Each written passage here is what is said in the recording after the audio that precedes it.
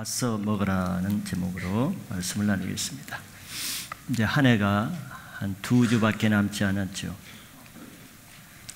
시작할 때는 365일이 긴 것 같지만 지나가 보면은 굉장히 짧은 것을 알 수 있습니다. 한 해를 돌아보면은 주님 앞에 은혜롭게 잘 지낸 부분도 있겠지만 또 많은 사람들은 부족한 것과 또 노력한 것에 비해서 열매가 적은 것 때문에 또 마음이 편치 않은 사람도 있을 것입니다. 주님 앞에 잘 살고자 했으나 또 뜻대로 되지 않는 사람도 많이 있죠. 그러나 우리가 알아야 될 것은 우리들은 그렇게 다 완전하게 살 존재가 아니라는 것을 인정하고 알아야 된다는 것이죠. 우리는 날 때부터 죄인으로 태어나고 또 연약한 자로 태어났기 때문에 완전한 사람이 아무도 없습니다. 그렇기 때문에 실수하면서 살아갈 수밖에 없는 것이 죄인들의 정상적인 삶이에요. 그것이 이상한 것이 아니고 또 나만 그런 것이 아닙니다. 성경에 나오는 하나님이 인정하시는 위대한 사람들도 다 마찬가지입니다. 믿음의 조상이라고 하는 아브라함도 100% 항상 믿음으로 산 게 아니죠. 많은 실수를 했고 또 민족을 애굽에서 구원한 그 지도자인 모세도 실수를 많이 했습니다. 메시아의 조상이라고 하는 다윗도 마찬가지고요. 자, 이렇게 하나님 앞에 나서는 어느 위대한 사람이라 할지라도 다 실수를 많이 했지만 그럼에도 불구하고 하나님은 그들을 여전히 사랑하시고 다시 세우신다는 걸 우리는 알아야죠. 예수님이 이 땅에 오신 이유를 우리가 생각해 보면은 예수님이 이 땅에 우리가 완전하다면은 오실 필요가 없으셨어요. 그러나 예수님이 이 땅에 오신 이유가 누구를 위해서 무엇 때문에 오셨는지 여러분들이 아시죠? 이 땅에는 우리들이 연약함으로 인해서 실패를 반복할 수밖에 없고 죄를 그렇게 짓지 말라고 했는데도 죄를 반복해서 지을 수밖에 없는 죄인을 도우시기 위해서 이 땅에 오실 필요가 있었던 것이죠. 예수님은 우리 인생을 지으신 분입니다. 그렇기 때문에 우리의 모습 그대로를 다 알고 계세요. 우리를 결코 과장되게 알거나 또 과소평가하지 않고 우리를 있는 모습 그대로를 정확히 알고 계십니다. 지어질 때부터, 즉 창조될 때부터 우리의 체질의 연약함을 다 아시고 우리를 지으신 거죠. 그래서 우리의 연약한 그 모습 그대로를 보시고 사랑하시지 예수님이 우리를 아는 것 이상의 기대를 하고 그 기대에 채워질 때만 예수님이 우리를 사랑하시는 분이 아니라는 것입니다. 그러므로 신앙은 우리의 연약함 때문에 못하는 것이 아니라 오히려 우리의 연약함 때문에 주님의 은혜를 받을 기회가 된다는 이런 역설적인 논리가 생기는 것이죠. 다만 우리가 어려운 것은 그 주님의 마음과 사랑을 오해하고 알지 못하는 것 때문에 신앙의 어려움과 또 신앙의 실패를 거듭할 수밖에 없는 경우가 많습니다. 죄인을 향한 예수님의 사랑을 알 때 우리 인생은 다시 한 해 동안 우리가 비록 부족하고 실패하고 넘어졌을지라도 2012년대 우리가 새로운 소망으로 또 새롭게 도전하고 비전을 가지고 시작할 수 있는 근거가 생기는 것이죠. 이 예수 그리스도의 마음과 눈을 가질 때 우리 자신뿐만 아니라 내 가까이 있는 나의 남편과 아내와 자녀와 부모와 형제까지도 우리는 그 그리스도의 사랑으로 품을 수가 있는 것입니다. 오늘은 바로 이런 문제들을 좀 나눠보려고 합니다. 한 해를 마무리하면서 여러분들의 한 해 마무리를 어떻게 하고 또 내년의 새해를 어떻게 준비할 것인가를 생각하면서 오늘 바로 예수님은 누구를 찾아와서 이런 말씀을 하시는가 하면은 한 해가 아니고 3년 동안 훈련받은 결과 그 마지막이 실패로 끝난 십자가 앞에서 다 예수님을 배반하고 도망간 이 제자들을 향해서 예수님이 어떤 마음과 사랑을 가지고 도우시는가를 통해서 우리가 보는 예수님의 마음과 사랑에 대한 관점이 바뀌게 되기를 바랍니다. 그래서 우리를 보는 예수님을 보는 그 눈과 마음의 관점이 바뀔 때 우리 자신을 보는 마음의 눈이 바뀌고 그에 따라서 다른 사람을 보는 우리의 마음이 바뀌게 될 것입니다.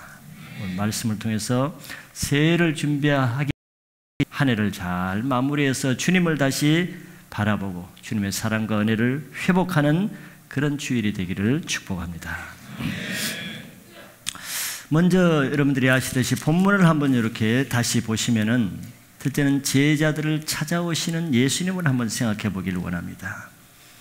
제자들은 십자가 사건 앞에서 예수님을 배반한 그 자책감이 아직도 남아 있었는 것 같아요. 그래서 예수님을 볼 용기가 없어서 다시 옛생활 갈릴리 그 바다에 나가 있는 그런 장면이 본문의 시작입니다. 그 예수님을 떠난 제자들이죠. 제자들은 자기 인생의 패배자로 보는 그런 눈을 가지고 있었죠. 나는 실패자다. 3년 동안 나를 사랑해 주시고 섬겨주신 그런 나의 스승이요 주요 왕이신 그 예수님을 이렇게 한순간에 배반한 나는 쓸모없는 자다. 이런 생각으로 패배감에 사로잡혀 있겠죠. 더 큰 문제는 자기도 그렇게 볼 뿐더러 이 제자들은 왜 이 갈릴리 바다에 왔느냐 하면은 예수님도 자기를 그렇게 보실 거라는 생각 때문에 더 어려운 것이에요. 그래서 자기는 더 이상 예수님의 사랑을 받을 자격도 없고 또 예수님께 짐만 되고 자기가 없어져 주는 것이 떠나가 주는 것이 예수님께 더 도움이 되겠다는 이런 생각을 가지고 있는 것이죠. 많은 사람들이 이런 생각을 다 하죠. 제자들만 그런 것이 아니고 그런 생각으로 자신을 바라볼 때 그들이 할 수 있는 것은 그냥 예수님을 떠나는 길밖에 없습니다. 딴 방법이 없어요. 그래서 많은 사람들이 주님을 떠나고 교회를 떠나는 것이 이런 연유에서 시작되는 거죠. 더 이상 나는 예수님을 볼 면목도 없고 예수님도 이런 연약하고 실패한 나를 더 이상 사랑하지 않고 관심을 가지 않을 것이라는 자기의 생각에 사로잡히게 되는 것이죠. 그래서 7명의 제자들은 자기들이 원치는 않지만 이제 예수님을 떠나서 갈릴리 바다로 다시 고기 잡으러 갔습니다. 옛날에 하던 그 고기 잡는 일, 배운 것이 그거밖에 없으니까 옛날 세상 일로 돌아갔는데, 그런데 그날은 밤새도록 과거의 어부들이 고기를 잡았는데 아무것도 잡지 못했습니다. 하나님이 간섭하시는 거죠. 그 제자들이 그 일을 할 사람이 아니기 때문에 하나님이 간섭을 하셨다고 볼 수밖에 없죠. 근데 그런 때 예수님이 제자들을 찾아오시죠. 이른 아침에 제자들이 고기 잡는 그것으로 찾아오셨습니다. 그러나 제자들은 아무도 못 알아봤죠. 왜냐하면 설마 예수님을 떠난 자기들을 예수님이 이곳까지 찾아올 것이라는 생각조차 할 수 없기 때문에 아예 예수님일 것이라는 생각을 안 했기 때문에 알아보지 못할 수가 있죠.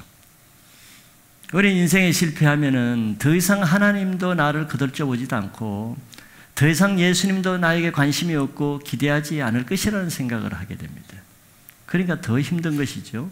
하나님께 버림받은, 사람에게 버림받아도 얼마나 마음이 아픈데 하나님과 내가 사랑하는 예수님부터 버림받았다고 생각할 때는 소망이 되는 것이죠.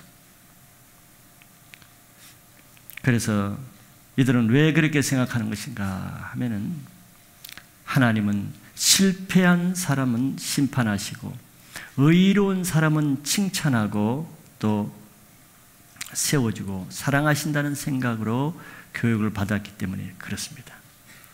제자들이 살던 시대의 종교 지도자들은 바리새인과 서기관들과 장로들이었죠. 그들이 어떻게 가르쳤느냐 하면은 그 시대는 하나님에 대해서 가르치되 하나님은 의로운 사람을 사랑하시고 죄인을 심판하시는 분이다. 이건 한쪽은 맞는 진리죠. 그렇게 가르쳤습니다. 그래서 이 바리새인들이 하는 기도를 예수님이 예를 들었죠. 이 바리새인들은 하나님은 의로운 사람을 사랑하기 때문에 의롭게 되지 않으면 안 되는 거예요. 그래서 의롭게 되려고 굉장히 노력했습니다. 율법을 지키려고 안식일을 지키고 또 11조를 드리고 의롭게 살아야만 하나님 나를 사랑하시니까. 내가 율법을 지키지 않으면 하나님이 나를 미워하시고 심판하시니까. 그 시대에는 많은 백성들이 그런 바리새인들이 가리키는 그런 종교관을 가지고 있었죠. 그래서 예수님 바리새인들의 기도를 성전에 가서 두 손을 들고 기도하는 말씀을 하셨잖아요. 그 기도 내용을 한번 들어보세요. 100% 의로운 기도를 하고 있습니다. 내가 11조도 하고 안식일도 지키고 굉장히 의로운 기도를 해야 됩니다. 왜? 그래야 하나님이 받으시니까. 절대 자기 죄는 손톱만큼도 하나님께 내보여서는 안 되는 거예요. 그는 심판받으니까. 그리고 마지막에 한마디 더 붙이는 것이 뭐냐면은 하나님, 나는 저기 있는 저 세리와 같이 않은 것을 참으로 감사하고 있습니다. 저 세리는 죄만 지어서 심판을 받는데 나는 저 세리와 같지 않은 것을 너무 감사합니다. 이런 기도로 마치죠. 이게 바리새인들의 교육 종교관입니다. 하나님은 완전하여서 절대 실수하지 않고 절대 실패하지 않는 이런 사람만 인정하시고 의롭게 여기고 사랑하시는 분이고, 저 세리와 창기처럼 한 번이라도 실수를 해서 넘어지면 가차없이 그들은 심판에 대해서 그런 하나님으로 그들이 믿었기 때문에 그 바리새인들은 실제로 그렇게 행했습니다. 세리와 창기들은 하나님의 회당에 들어오지도 못했어요. 예배도 드리지 못하게 했어. 예배 드릴 자격이 없어. 실패했으니까. 죄를 지으니까. 이런 종교관이 확립되었기 때문에 제자들도 당연히 그렇게 생각하는 것이죠. 자기는 예수님을 3년 동안 따라다니다가 배반하고 실패했으니 저들은 뭐 이제 자격이 없는 것이죠. 예수님도 자기를 미워하신다고 생각하는 것이죠. 이것이 그 시대만 그런 것이 아니고 오늘날 많은 사람들도 제자들과 같이 또 바리새인 서기관과 같은 이런 생각을 가지고 있습니다. 즉 하나님에 대해서 잘 모르고 오해하고 있는 것이죠. 우리 영생은 어디 있다고 성경이 말하냐면요, 요한복음 17장 3절에 하나님의 영원한 생명이 어디에서 나오냐면은 영원하신 하나님과 그의 보내신 자, 그 아들을 아는 것이 영생이라고 그랬어요. 바리새인들은 하나님에 대해서 잘 몰랐기 때문에 그들에게 영생이 없었는 거죠. 그들은 예수님에 대해서, 그의 보내신 자, 그의 아들에 대해서 잘 알지 못했기 때문에 영생을 못 받은 거예요. 하나님에 대해서 바로 아는 것이 얼마나 중요한가 하는 것을 잘 나타내겠죠. 그래서 그들은 하나님과 예수님의 마음을 오해했죠. 그래서 그런 바리새인과 서기관들에게 예수님이 하나님에 대해서 새롭게 알려주는 말씀 한마디를 하신 것이 있습니다. 그것이 뭐라고 말씀하시냐면은 그들을 향해서 이렇게 말씀했어요. 내가 온 것은 의인을 부르러 오신 것이 아니라 죄인을 부르러 왔노라 하는 것이에요. 이런 굉장히 충격적인 말씀을 했습니다. 종교인들에게 이거는 굉장히 반대로 말씀하시는 거예요. 바리새인과 서기관들은 메시아가 오면은 의인들을 위해서 오신다고 믿었거든. 의인들을 사랑하고 의인들을 구원하고 의인들을 칭찬하고 의인들을 초청하기 위해서 오고, 이제 메시아가 오면은 저 세리 창기 같은 저런 자들이 이제 심판받아야 된 그런 때라고 알고 하나님을 그렇게 알고 있었죠. 그런데 예수님이 전혀 반대로 말씀하셨어요. 내가 온 것은 의인들을 위해서 온 것이 아니다. 의인들 온 것이 아니고 죄인을 부르러 왔다는 거예요.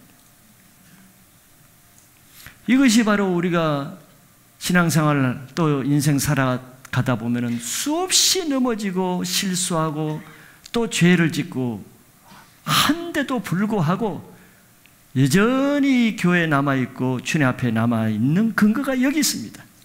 우리가 잘해서 남아있는 게 아니에요. 예수님이 바로 이런 자를 위해서 오셨기 때문에 우리가 그 예수님 앞에 다시 담대히 나갈 수 있는 것이죠.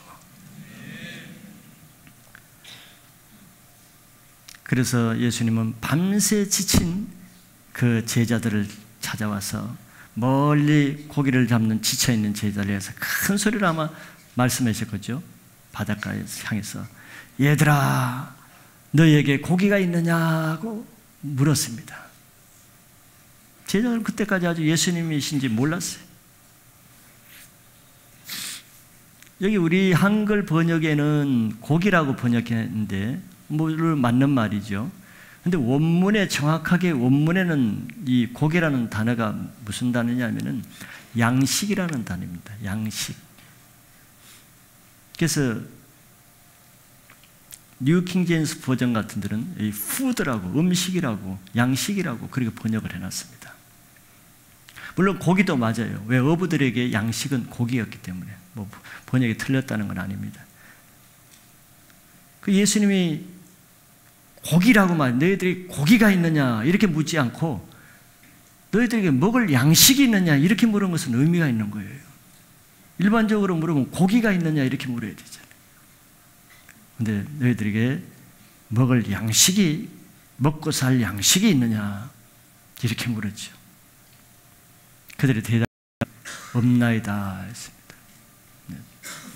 밤새도록 먹고 살기 위해 세상 일을 했지만 먹고 살 양식을 얻을 수 없었다는 것입니다. 그런 제자들에게 예수님은 그물을 배 오른편에 던지라고 했어요. 그리하면은 잡으리라 합니다. 그래서 제자들이 순종했더니 물고기가 많아 그물을 들 수 없을 정도로 많이 잡혔습니다.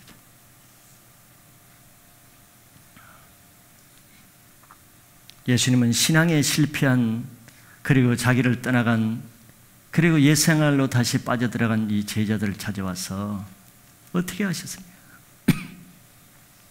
사람들 같으면은 그 제자를 찾아와서 그냥 배를 뒤집어 버리고 그물을 빼앗으면 너희들 지금 무슨 짓 하고 있는 거냐?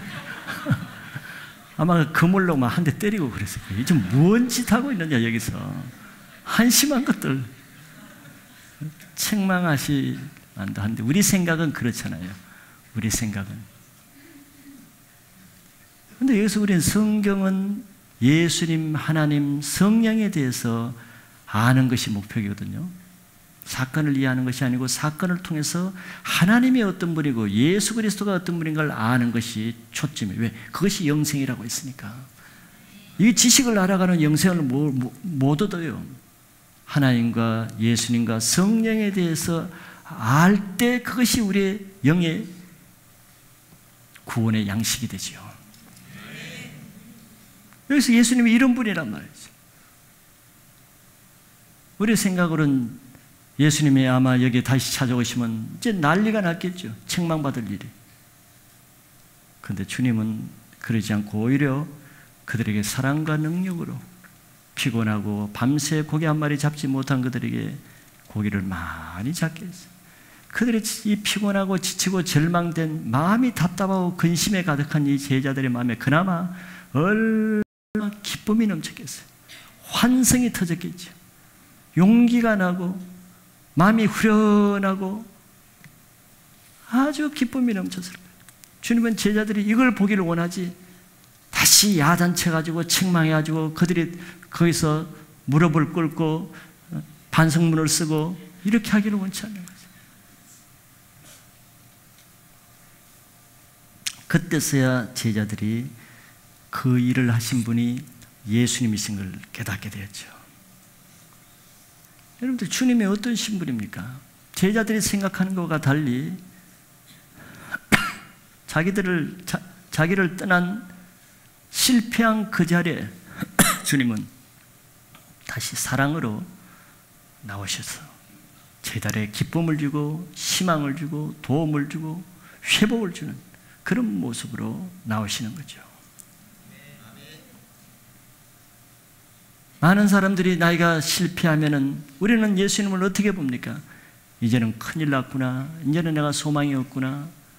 하나님도 나를 책망할 것이고 예수님도 나를 이제는 버리실 것이고 또 나도 예수님 앞에 갈 면목도 없고 이렇게 해서 자포자기해서 그냥 갈릴리 바다로 가는 거예요. 옛 생활로 들어가는 거죠. 그런데 한 해가 가기 전에 예수님을 다시 만나시길 바라고 그 예수님을 다시 만나심으로써 여러분들의 신앙과 열정이 다시 회복되는 기회가 되시기를 바랍니다. 두 번째는 이제 주님을 향한 베드로의 열정을 우리가 볼 수 있죠. 예수님께서 실패한 제자들을 찾아오신 이유는 물론 예수님이 큰 고기를 잡게 하셨기는 하지만 그들에게 단지 고기만 많이 잡아주시기 위해서 오신 것은 아니죠. 주님은 그들에게, 그 제자들에게 한때 그 가졌던 주님에 대한 사랑과 열정이 꺼져버린 그들의 마음에 있는 첫사랑과 열정을 다시 회복시켜 주시기 위해서 오신 것이죠.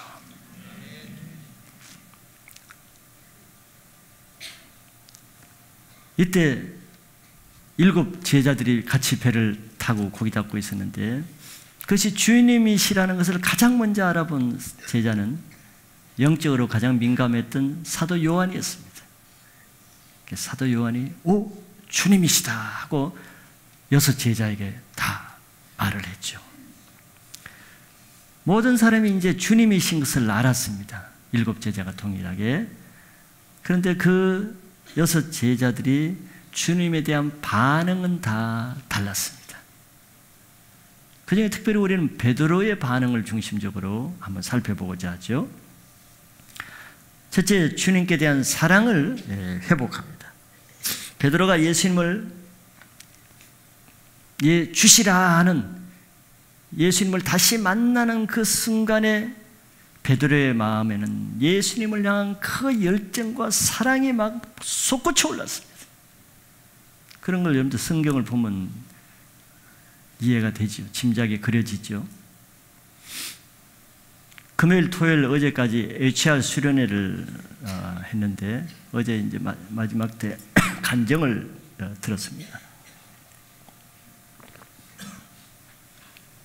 근데 어떤 한 형제가 남자분이 간증을 하는데 자기는 왜 그런지 눈물이 많이 났다고 해요. 여기 계신지 몰라요. 눈물이 많이 났는데 계속 눈물이 나오는데 특별히 이렇게 주님, 예수님, 이런 예수님과 주님이라는 말만 나와도 막 주체할 수 없이 눈물이 나오더라고요. 왜 그런지 모르겠어요. 놀라운 일이죠. 두나 남자가, 형제가 그 주님이라는 말만 들어도 막 눈물이 주체할 수 없다. 이 베드로가 지금 그런 마음이에요. 지금까지는 실패감과 좌절감에 쌓여 있었는데 요한이 주님이시다, 주님, 그 목소리만 들었는데도 속에서 베드로의 마음에 막 열정이 3년 전에 가졌던 그 열정과 사랑이 솟구쳐 올라온 것이죠. 놀라운 일이죠. 주님은 바로 이것을 위해서 다시 찾아오신 거죠. 그래서 베드로는 그 말을 듣자마자 벗어났던 겉옷을 들쳐입고 그냥 바다로 뛰어내린 거죠. 근데 그때 바다는 찬 바다입니다. 모닥불을 피워야 할 정도의 계절이었기 때문에 바닷물이 얼마나 차갑겠어요. 그걸 알면서도 베드로는 그 차가운 바다로 뛰어내렸어요. 예수님을 향한 그 열정이 그렇게 만든 거죠. 베드로는 자기 행위로는 분명히 실패한 자였지만 아직도 자기 마음으로는 여전히 주님에 대한 사랑이 그 속에 있었던 것이죠. 그러나 모든 제자들이 다 그런 것은 아니었습니다. 똑같이 예수님께 3년 반 동안 훈련받고 사랑받고 똑같이 이 그물이 터질 정도의 고기를 잡는 이 기적을 체험했음에도 모든 제자들이 다 똑같은 반응을 보인 건 아니었죠.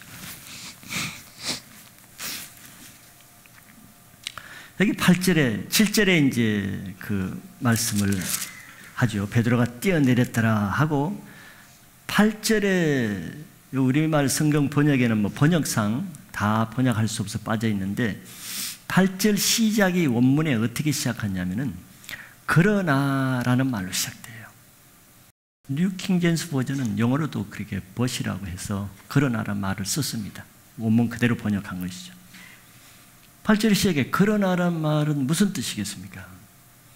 바로 이것은 베드로와 달리 다른 제자들은 달랐다는 것을 강조하는 것이죠. 베드로와 다른 6 제자들과의 차이를 강조하는 것입니다. 똑같은 조건에서 똑같은 사건을 만나도 사람들은 예수님에 대한 반응이 달라요. 그 6 제자들은 주님이시라는 말을 들었을 때도 잡은 고기를 끌고 오는 일을 택했습니다. 물론 그것도 중요하죠. 고기 잡아가지고 놔두면 어떻게 할 거예요? 누군가는 끌고 와야죠. 근데 6 제자들은 그 잡은 고기를 끌고 오는 일을 중요하게 생각해서 그 일을 택한 것이죠.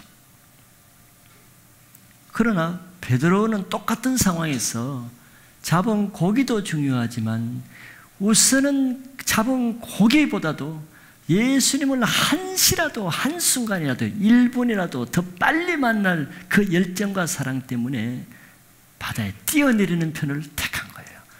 그는 어려운 택함이다. 추운 겨울바다에 뛰어내리는 것은 더 어려운 택함이지만 베드로는 그 편을 택한 거예요. 예수님이 여기 있는 모든 사람에게 똑같이 나타나셔서 똑같이 부르셔도, 즉 말씀으로 부르시잖아요. 주일예배 말씀을 부르셔도 다 반응은 다를 수 있습니다. 그러니 신앙이 다 다르게 나타나는 거죠. 예수님 부르실 때 어떤 사람은 먼저 예수님께 먼저 나가는 사람이 있고, 어떤 사람은 고기를 먼저 끌어놓고 나서 예수님께 나가는 사람이 있습니다. 그것은 예수님에 대한 사랑의 정도죠. 누가 뭐 억지로 할 수 없습니다. 자기의 선택이죠. 그러나 예수님은 7명의 제자를 보시면서 그들이 어느 편을 택하는가를 예수님은 보시죠. 잡은 고기보다 주님 편을 택하는 베드로를 특별히 보신 것입니다. 여러분들은 늘 신앙생활할 때 주님 보시기에 좋은 편을 택하는 신앙을 하시기 바랍니다. 고기 끌고 오는 것이 물론 중요합니다. 그러나 고기 끌고 오는 것이 중요하게 여기는 사람이 고기를 끌고 오지 다른 사람이 고기를 끌게 되지 않습니다. 그들이 결코 바다에 던져지는 그런 편을 택할 리는 없습니다. 자기 주님에 대한 사랑의 열정 정도에 따라서 선택하는 것이 다를 뿐이죠. 주님은 좋은 편을 택하는 것을 보시기를 원합니다. 두 번째는 주님께 대한 열정이 회복되죠. 베드로가 모든 이제 육지에 다 올라왔어요. 나중에 이제 배를 끌고 고기를 끌고 온 제자들도 다 올라왔죠. 6절 오니까 숯불이 피어있는데 예수님 뭐라고 제자들에게 7명의 제자들에게 향해서 뭐라 그랬냐면은 지금 잡은 고기를 좀 가져오라 그랬어요. 구워서 식사하시기 위해서. 6명의 제자들이 똑같이 그 말씀을 들었습니다. 그러나 똑같이 들었는데도 이때 반응은 다 달랐어요. 베드로가 제일 먼저 가서 베드로가 그 일을 합니다. 잡은 그물을 끌어올려요. 6 제자들은 해변까지는 끌어올리는 일은 했으나 그것을 육지로 끌어올리는 일은 베드로가 한 것이죠. 왜냐하면 배에 끌려서 물에 잠겨있는 그 그물, 고기 그물을 육지로 끌어올리기 위해서는 누군가는 그 참 바닷물에 들어가야 돼요. 그건 쉽지 않은 것이죠. 그래서 아마 다른 제자들은 멈칫멈칫했을 수가 있어요. 그러나 베드로는 먼저 그 바다에 들어가서 그걸 꺼내요. 왜? 베드로는 이미 뭐 베린 몸이니까 뭐 바다에 들어갔어요.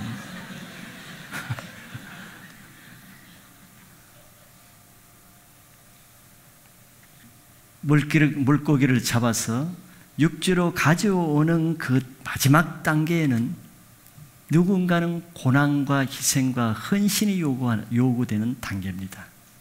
근데 베드로가 그것을 했어요. 다른 제자는 그 전 단계의 것을 했고, 추운 물 속에 들어가는 갑지불을 해야 하는 사람이 그 고기를 육지로 옮기는 주인공이 되는 것이죠.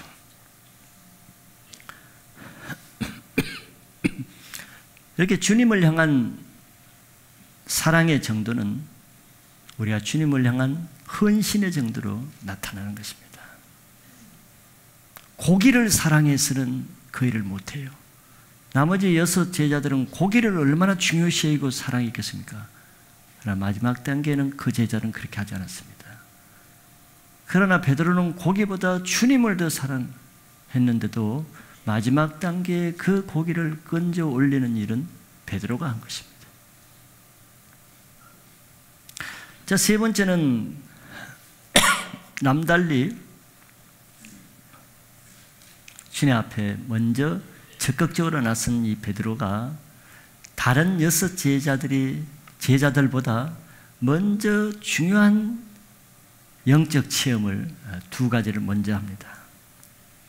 베드로는 30년 가까이 이 갈릴리 바다에서 고기를 잡은 어부였습니다. 고기 잡는 일에 능숙한 사람이죠. 그러나 이 베드로에게 자기가 30년 동안 고기를 잡아봤지만서도 그때 알지 못하고 경험하지 못한 새로운 것을 경험하게 만들었어요. 주님께 먼저 가는 자에게 주님은 먼저 새로운 것을 체험하게 하시는 거죠. 첫째는 뭐냐 하면은, 여기 본문에 여러분들 보시면은 고기가 그물에 가득했는데 베드로가 지금 끌고 와서 보니까 큰 고기만 153마리가 들어있었다 그랬어요. 153마리가 들어있었는데 더 놀라운 것은 153마리나 들어있다는 것보다 더 놀라운 것은 뭐겠어요?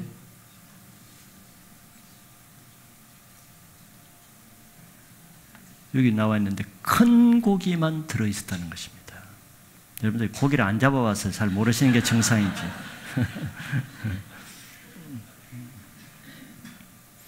여러분들 바다나 어디 강에 가서 그물을 쳐서 고기를 잡아보세요.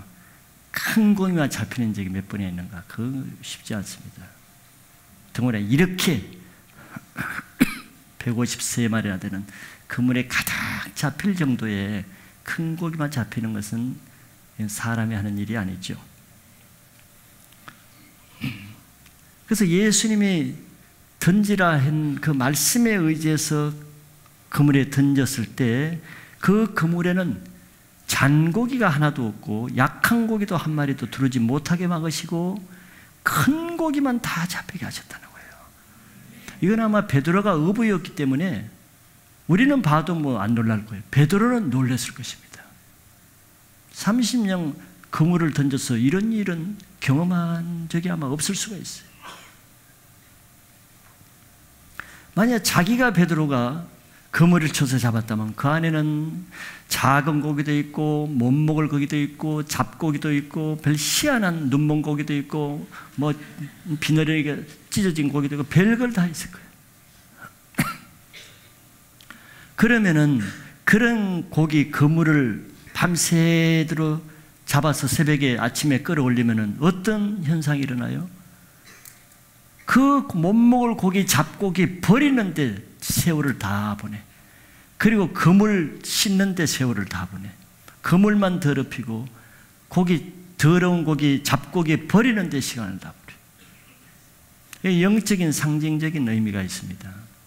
예수님이 천국을 비유할 때 이렇게 비유를 하셨거든요. 마태복음 13장 47, 48절에 이 천국의 원리를 이렇게 비유했습니다.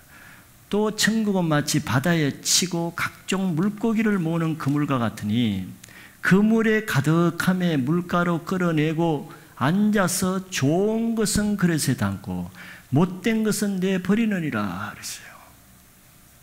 천국에는 모든 고기가 잡혔다고 해서 다 가져가는 게 아니에요.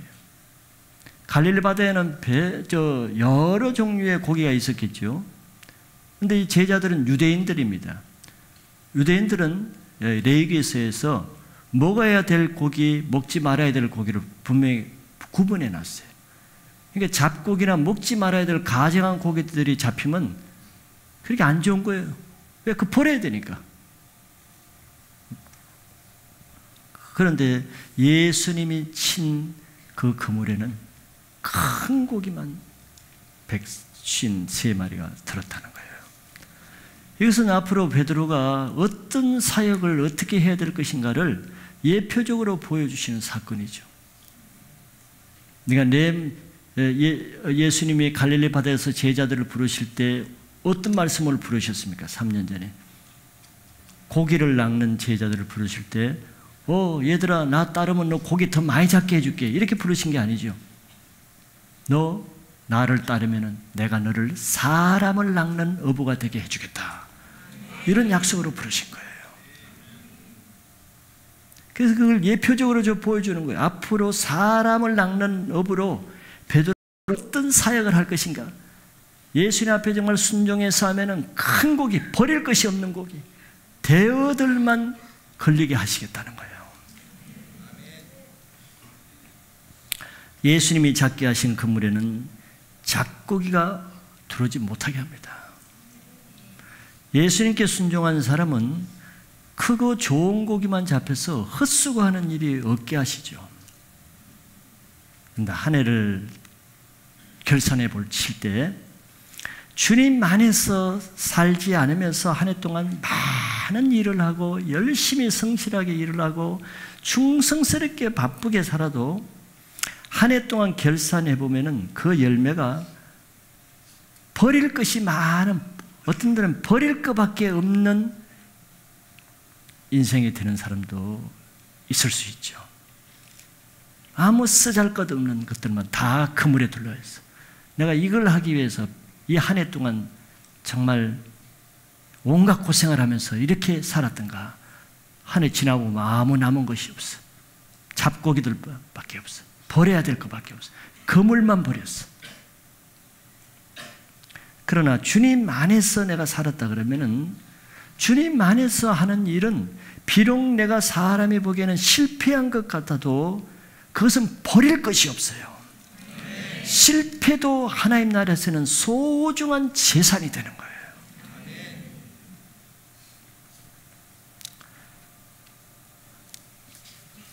베드로의 두 번째 체험은 그물이 찢어지지 않는 체험을 하게 했어요. 2000년 전에 그물은 오늘날에 비해서 굉장히 약하겠죠.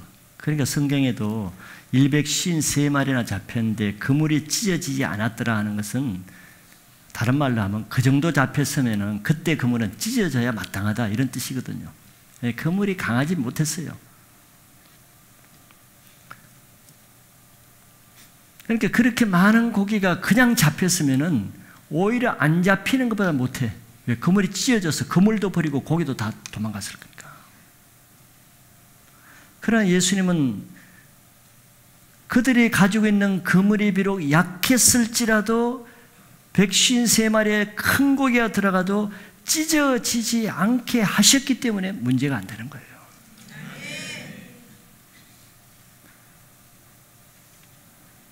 여기에 약한 그물은 뭘 비유하겠습니까? 우리가 좀 비유로 영적으로 해석하면은 이 약한 그물은 우리가 세상을 살아가는 우리들의 연약한 마음, 우리의 찢어지기 쉬운 연약한 성품과 거칠은 마음을 상징한다고 볼 수 있습니다. 우리의 그물이 약하기 때문에 한 해 동안 많은 수고로 고기를 잡아놓고도 우리의 인격이 그물이 터지기 때문에 다 놓치는 거예요.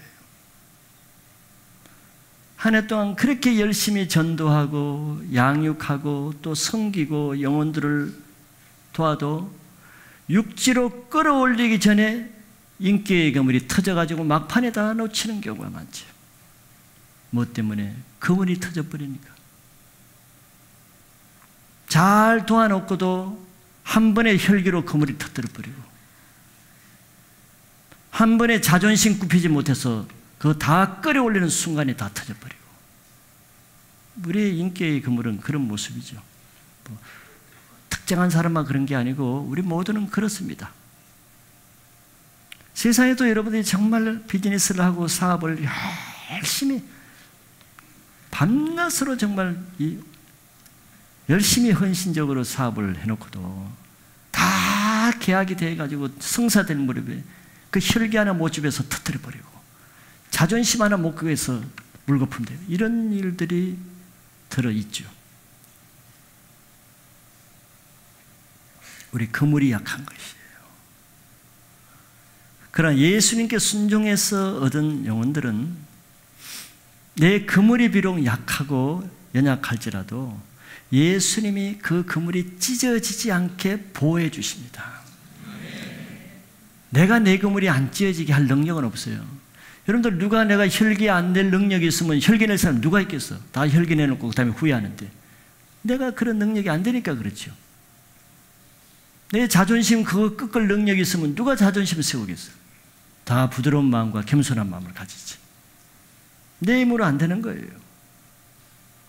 그러나 예수님이 정말 하게 하시는 데 따라서 우리가 하면은 주님은 우리의 혈기를 온유함으로 붙잡아 주시고 높아진 마음을 나도 할 수 없는데 겸손하게 낮춰주시고 완고했던 내 마음을 나도 모르게 부드럽게 만들어줘서 잡은 고기를 다 놓치지 않게 붙잡아 주시는 거죠. 그래서 예수님 안에 있을 때는 우리의 연약한 성품과 성격과 인품이 전혀 문제가 안 됩니다. 이 세상에 완전한 성품을 가진 사람이 누가 있겠어요? 아무도 없습니다. 단지 우리가 예수님의 그 손안에 붙잡혀 있는가 아니면 예수님 없이 내가 그냥 하는가의 그 차이죠. 우리 죄인들은 극에서 극이에요. 베드로에게 먼저 이런 것들을 체험하게 하신 것은 그가 비록 연약할지라도 장차 그가 이런 사역을 하게 될 것을 예표적으로 보여주는 거예요. 네가 그물을 던지라 하는데 순종해서 그렇게 하면은 내가 너에게 정말 시간 낭비하지 않고 에너지 낭비하지 않고 작보기들로 인해서 극에 허비한 헛된 시간 보내지 않고 잡혀야 될 고기들만 다 잡게 해주겠고, 두 번째는 네가 너의 연약함으로 그물이 터져서 다 된 밥에 콧밥 들인다고 다 된 사업에 무너져 내리는 그런 일은 없을 것이다. 지금 그것을 예표적으로 약속해 주시는 거예요. 마지막 세 번째는, 큰 세 번째는 제자들을 향한 예수님의 사랑입니다. 제자들이 육지에 올라와 보니까 숯불이 피워져 있었죠. 예수님은 자기를 떠나서 밤새도록 고기 잡느라고 추위와 배고픔으로 고생하는 이 제자들을 위해서 따뜻한 숯불을 펴놨습니다. 제자들 편에서는 얼마나 그립고 또 고마웠겠어요. 그리고 밤새 고기 잡느라고 얼마나 시장하고 졸릴 텐데 따뜻한 숯불 위에 보니까 생선하고 떡을 올려서 정말 생선구이로 해변 바베큐 파티를 열어놨어요. 이게 놀라운 일 아닙니까? 지금 주님의 일을 크게 잘해서 성공하고 또 아주 칭찬받을 만한 그런 일을 한 제자들에게도 이렇게 하는 게 쉽지 않은데, 지금 하나님의 일을 크게 하고 성취해가지고 승리하고 돌아온 제자들을 위해서 숯불 바베큐를 잔치를 차려놓은 게 아니잖아요. 3년 동안 먹여주고 사랑해준 그 자기를 배반하고 멀리 여기 와서 옛생활로 다시 빠져가고 예수님의 마음을 아프게 한 이들을 위해서 예수님은 채찍을 가지고 기다리는 것이 아니라 이들을 위해서 잔치를 베풀어 주는 거예요. 이거는 그 당시에 종교인들이 알고 있는 하나님과 메시아에 대한 생각과는 전혀 다른 것입니다.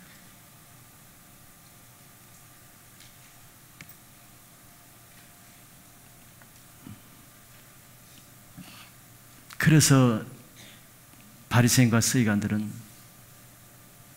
예수님의 창기와 세리 집에 들어가서 평생 죄만 짓고 율법도 안 지키고 안식일도 안 지키고 이 못된 죄만 행하는 이 세리들,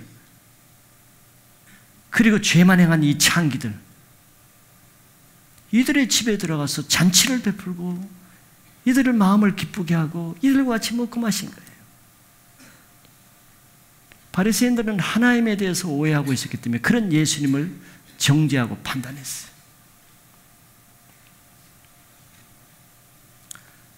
여러분들, 바리새인들뿐만 아니라 오늘날 많은 사람들, 목회자, 성도들도 바리새인들이 가지고 있는 종교를 가지고 교회를 다니고 하나님을 다니는 사람들도 많습니다. 그들이 하는 일은 남 정죄하는 것밖에 없어요. 죄인들 정죄하는 것밖에 없어요. 두 번째는 자기 의의를 자랑하는 것밖에 없어요.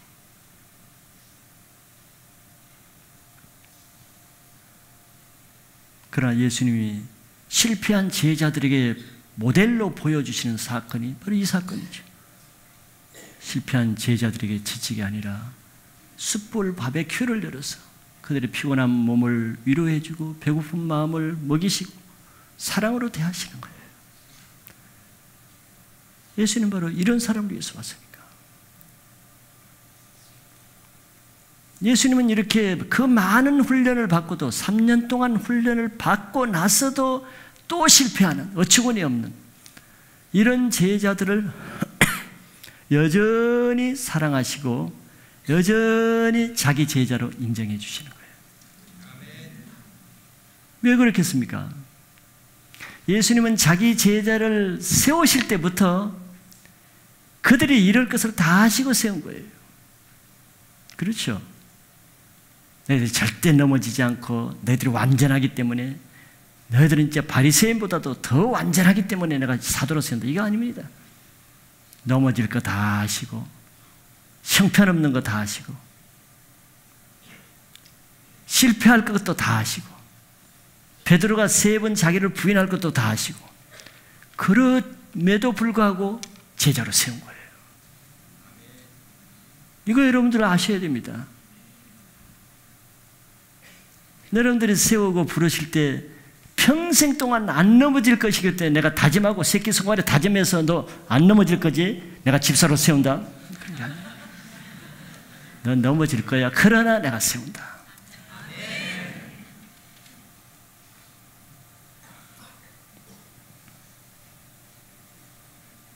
왜 그렇습니까? 예수님 말씀하시잖아요. 내가 온 것은 넘어지지 않을 완벽한 자, 의인을 위해서 온 것이 아니다.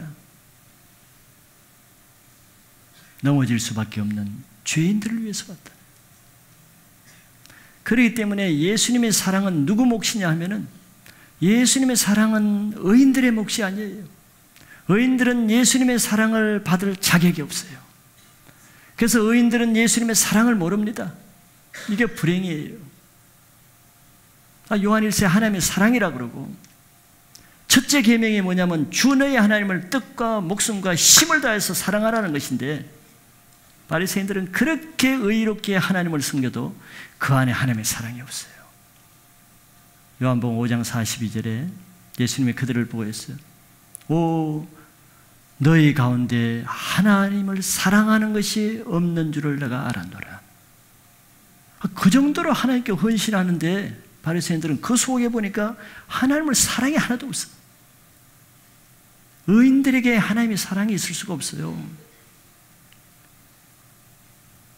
그래서 의인들은 하나님의 사랑을 은혜로 받지 않기 때문에, 당연한 공로로 받기 때문에 사랑이 있을 수가 없어요. 예수님의 사랑을 누가 받을 자격이 있는가? 넘어질 수밖에 없고, 잘하려고 그러나 잘할 수도 없고, 완전하려고 마음은 있으나 완전할 능력이 없는, 실수하고 또 넘어지는 이런 연약한 자가 그 예수님의 사랑을 받을 자격이 있는 것을 믿으시기 바라요. 이게 주님의 마음입니다. 하나님의 마음이고 이것이 신앙의 원리예요. 종교와는 다른 것입니다.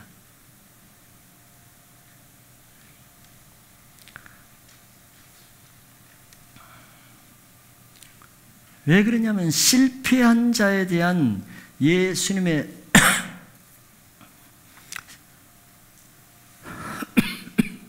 실패한 자에 대한 예수님의 사랑을 체험한 사람만 실패한 자들에게 예수님의 사랑을 전해줄 수가 있어요. 바리새인처럼 내가 실패하지 않으면서 하나님께 의롭게 산 사람은 절대 실패하는 죄인들을 사랑할 능력이 없습니다. 실패하는 죄인들을 용납할 능력이 없고 자기 자신도 자기가 실패할 때 주님의 사랑을 구할 근거가 없어집니다. 얼마나 불행한 인생입니까? 오늘 이 예수님의 사랑을 다시 여러분들 만날 수 있기를 바랍니다. 예수님의 마음과 눈이 틀리는 거예요. 예수님이 보시는 눈으로 우리 자신을 보는 사람은 연약한 다른 사람을 볼 때도 그런 예수님의 사랑의 눈으로 볼 수 있는 능력이 있습니다. 2012년도에는 주님의 처음 사랑을 회복해서 여러분들의 상황 여건이 어떤 상황일지라도 여러분들 주님은 다시 부르러 오셔서 여러분들 속에 있는 주님을 향한 사랑과 열정을 다시 회복시켜 주시기를 원하실 거예요. 우리 다 같이 오늘 말씀 들은 것을 가지고 한 3분 정도 한번 기도하겠습니다. 여러분 각자 하나님 내 마음이 이렇습니다. 주님 내가 이렇기 때문에 주님이 필요합니다. 주님 내가 사랑합니다. 주님을 사랑합니다. 우리 다 같이 조용하게 한번 통성으로 기도하겠습니다.